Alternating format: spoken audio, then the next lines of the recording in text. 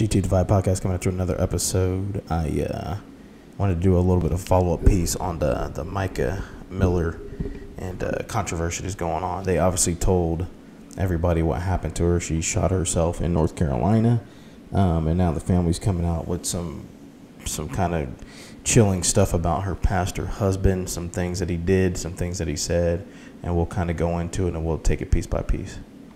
Q, who has been digging into this story for us all week long.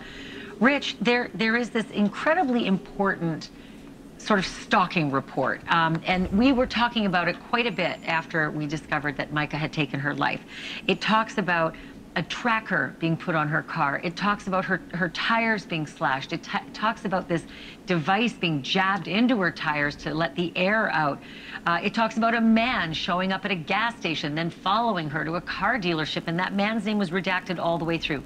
Last night we learned the man's name was actually John Paul Millar, the estranged husband, the man who everybody had pointed to as the cause of all of this prior to finding out it was a suicide.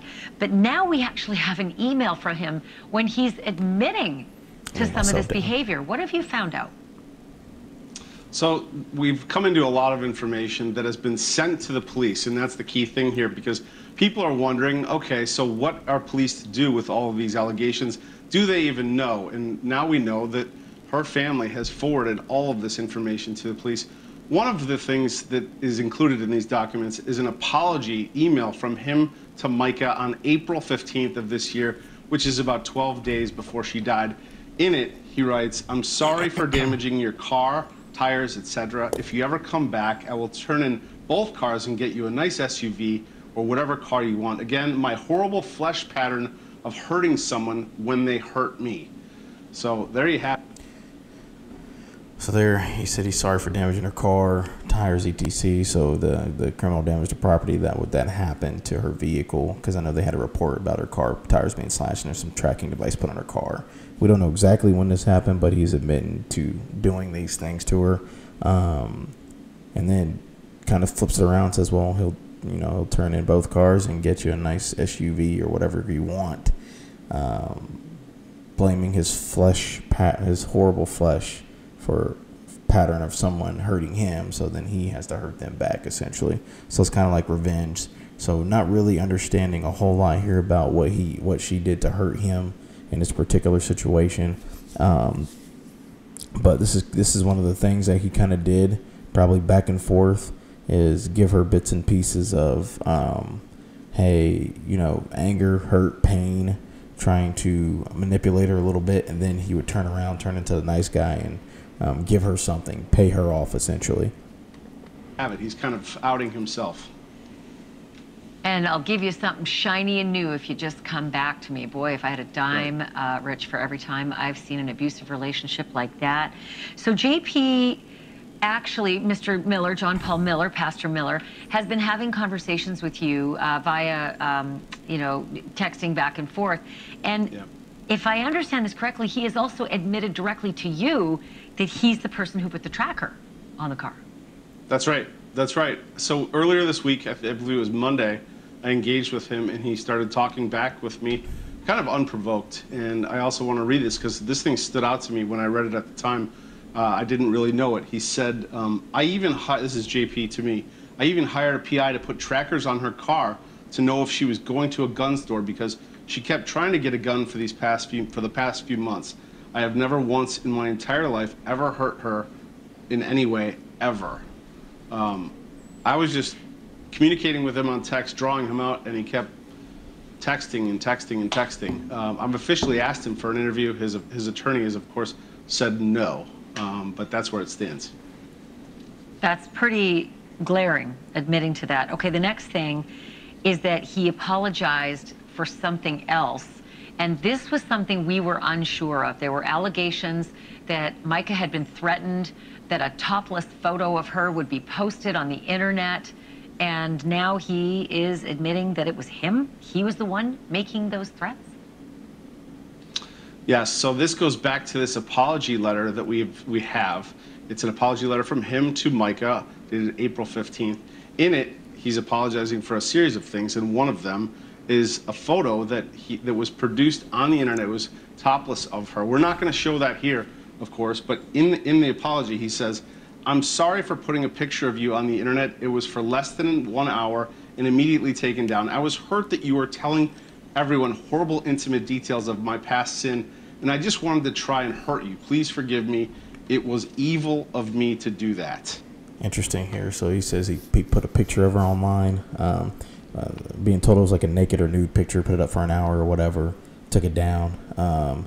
Said he was hurt because she was telling everyone horrible, intimate details of his past sin. And so here you have a pastor trying to save face to make himself look good when inside he's really not good. And I think that when you get to this point, anything goes here. I mean, this guy's smearing his wife. It's a smear campaign. That's what they call it. It's a narcissistic trait where they will it kind of goes through phases, right? So you get the honeymoon phase, and then you get the phase where they treat you like crap, they reject you, kick you loose, maybe cheat. In his instance, I think that's one of the things he did.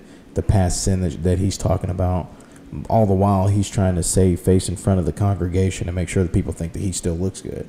Well, he's not good. And this is just proof to show you that just because someone dresses up and goes to cemetery school or whatever they want to call it, doesn't mean that they are going to be a godly person when they come out on the end, because they don't make godly people at seminary school. That's not what happens there. They get educated, and education depends on who's teaching it. It could be education on stuff that's current culture, cultural things. I know they've got feminist theology that kind of goes into the seminary stuff. So they get taught a bunch of different theology in there. And so what happens is you're not guaranteed a godly man on the other end. Just because somebody graduates from cemetery school does not mean that they're a godly man on the other end. So you get people like this. Dude is literally torturing his wife. She feels like she can't go anywhere. She feels like she can't do anything. And for her to feel like her only way out was to go buy a gun and kill herself. He's saying that he was tracking her because of the gun. When, if you're going to track somebody in the first place, you probably tracked them before. He probably has tracked her before. And that's because he was afraid that she was doing what he was doing. So he's tracking her, right? And so that happens a lot. Oftentimes with people that are narcissists or have narcissistic personality, they'll do something, or they'll be doing something, and then they'll think that their partner's doing it, so they'll go to the extremes to try to catch their partner in something, when all the while they're just projecting what they're doing upon their partner. So it's not necessarily that she was doing anything wrong because he was doing wrong. He projected his wrong upon her. And so that is what made him take some of the actions that he took, as far as GPS in the car, slashing tires, all that kind of stuff. And then they're going to talk about here in a little bit about how he sent text messages to the family from her phone to act like he was her. I mean, it's like, for this guy to be even preaching in a church is crazy to me. Like, they need to get him on out of there. He should never come back. He should never be able to preach again. I'm going to let them talk about it a little bit more, though. Oh, so yeah, it's only up there for an hour. Like, that doesn't have life elsewhere when people download naked photos and they live forever. And I'm sorry, but there's the but. Like, that's, again, right. Just a classic pattern that you often see. So you have also seen text messages between John Paul Millar and Mica's family. What were in those text messages? Some of the text messages I've seen were pictures of text chains where her family was communicating, and Mica was on there, but Mica, this was at a time where I believe she was in the hospital, and so the Mica jumps into the conversation and said something like, "Happy Valentine's Day to me," and I believe her mother or a relative says, "Mica, is that you?" And it was quickly figured out that this was not Mica. This was JP. That he had possession of the phone, and it was his interpretation, legal interpretation, that it was marital property. And so this is just one of a number of instances. He took over her Facebook page. Her brother took it back, and her sister took it back and said, "Hey, this account has been taken over. Do not post." So again, here you see You know, she's in the hospital. He's texting, using her phone as if he's her, trying to basically cover up his sin, right? What he's doing. Typical of people that get bask in the glory of religion. They want to save face, so they sin just like everybody else. But the difference is that when you are a godly person, you take responsibility for your sins. You don't try to cover it up and make yourself seem like you're something that you're not, because at the end of the day, all the darkness does come to light. I mean, it's biblical, and so his darkness is coming out now. I feel bad for the congregation that followed this guy, because he was leading them to a place that they probably didn't want to go, and I don't think that they realized that you got a wolf in sheep's clothing up here, and that's the type of person that he is. Like I said, you can't go to, you can go to cemetery school. I call it cemetery school. I call it cemetery school because that's where people go to learn, to basically learn how to lead people to death. And so he goes in there, he learns all this stuff, he comes out, people follow him because he went to that school. And so he's given a certain amount of respect, a certain amount of authority because he went to the school, because he's educated.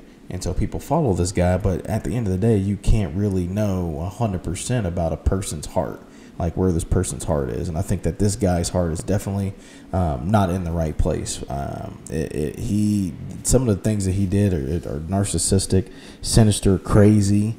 To post nude pictures of I don't think anybody wants to post nude pictures of their spouse online as a smear campaign to make her look bad. That's disgusting. That's disgraceful. That's distasteful for him to have done that. And then to have to try to backtrack and try to save face, make himself look good to her, make himself look good to the congregation, to the outside world, when he's an evil person on the inside. This just goes to show you that it doesn't matter where you're at. Evil is everywhere. You have to but you have to be able to discern and understand, especially as Christian people, what evil looks like. That's why I tell people you have to know your enemy.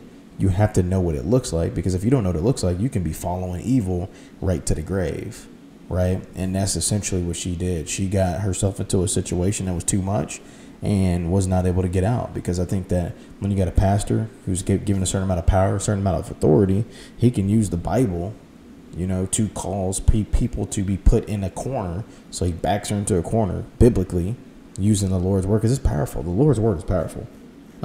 It was used to keep black people enslaved in the slavery days. Like, black people were taught that black was evil, right? Darkness was evil.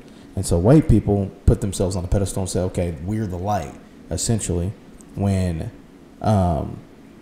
so when they did that, that was controlling a mass conglomerate of people, right? Kept them from uprising, because they were believers. That's when black people were believers in Jesus Christ. So they believed what was being preached to them by white people, right? By their slave masters. And so it was in the Bible that slavery was okay. It was a thing back in the biblical days. And then there's a specific way that you're supposed to treat your masters. And that's what they did. And so it's easy for somebody to take that power, that authority, that word, and then utilize it to cause people to end up in situations like this where you're trying to control them. If you mess up, you mess up. And people like this pastor here, he can't take responsibility for his sin. That's essentially what it all comes down to at the end of the day.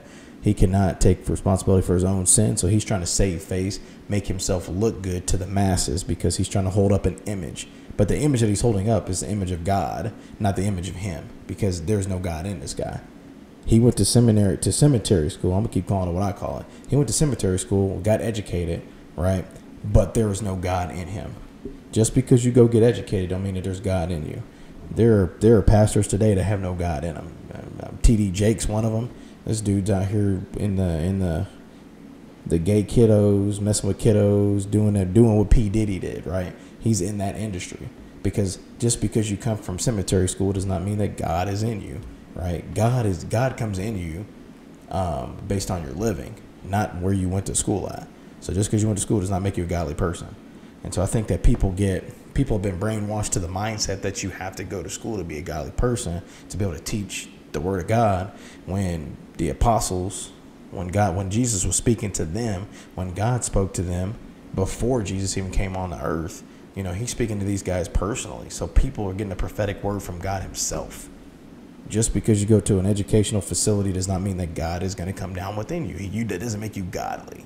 And I think that people get mixed up. They get the two things mixed up. You know, when they say Eve bit off from that tree, the knowledge of good and evil, knowledge and education gives you knowledge, right? And so that's where he's in the mindset of knowledge, because knowledge is power. It's powerful. And so he understands how powerful knowledge is. And so he was able to make some decisions based on what he was given, the power that he was given, because he was given the word. And now he knows how to utilize the word to do whatever he wants to do with it. And essentially he drove his wife into a corner, right? Because he didn't want to let her go. That's a narcissistic person. He didn't want to let her go. Obviously he didn't want her because he's doing his thing over here multiple times. Obviously he didn't want her, but he drove her into a corner where she felt like the only way out was death. I mean, that's, and the Bible's a powerful thing. It really is a powerful thing. You have to be careful whose hands you put it in. And you got to be careful who you listening to, who you're following. Because there's a lot of people following this guy, not knowing that they're following him to some fire, some flames. Because people can be misled. Now, obviously, he's going to have to answer for misleading, right? He's going to have to answer for what happened to his wife. Because as a pastor, you feel like if she's going through these things, you should be able to breathe life into her. That's your job as a pastor. You should be able to breathe life. You're supposed to breathe life into people. How can you not breathe life into your own wife, your own spouse that you go home to every single night? I don't know if he was, but that's what you're supposed to do. And so if he's in the situation like this and he don't got his house in order, but he's preaching, how is he going to have the Lord's house in order? He can't even keep his own humanly house in order, right? He can't even do what the Bible has asked him to do as a husband, yet he's out here giving the word to people, and then we wonder what the heck he's talking about in his sermons probably. And so that's my take on it. That's my pickup, because I kind of heard some more stuff that came out on it. I still think that he put her into a position where she felt like this was the only way out, and she took it. She took it. I mean, sucks to lose her. I know it's terrible for the family. My condolences to the family. But she was in a place that it takes a lot to get you to that place. I know from experience, it takes you a lot to get to that place. And he drove her to that place. He didn't have to put his finger on the trigger and pull it, but my man was definitely there in spirit. His soul is definitely demonic. He's got some things inside of him that need to be taken out. But he's going to have to answer to God about his ill wills. He's definitely going to have to answer to God about his ill wills. If you guys are struggling with domestic abuse, whether it's mental abuse, whether it's financial abuse, physical abuse, whatever it is, speak out. Ask for help. There's help out there. Me, and from a law enforcement background, we try to help people as best we can, right? But at the end of the day, they have to want the help. And I know it's hard to get it. I know it's hard. But we will pray for you guys. All right? We will pray for you guys, and we'll try to get the resources in front of you to be able to combat things like this, keep things like this. Because now you got kids without their mother. Family without their daughter. Imagine if that was your daughter. Fellas, what would you be doing? This is GT The Vibe Podcast coming at you with another episode. Like and share. Subscribe to the channel. I appreciate you guys rocking with us. I'm out.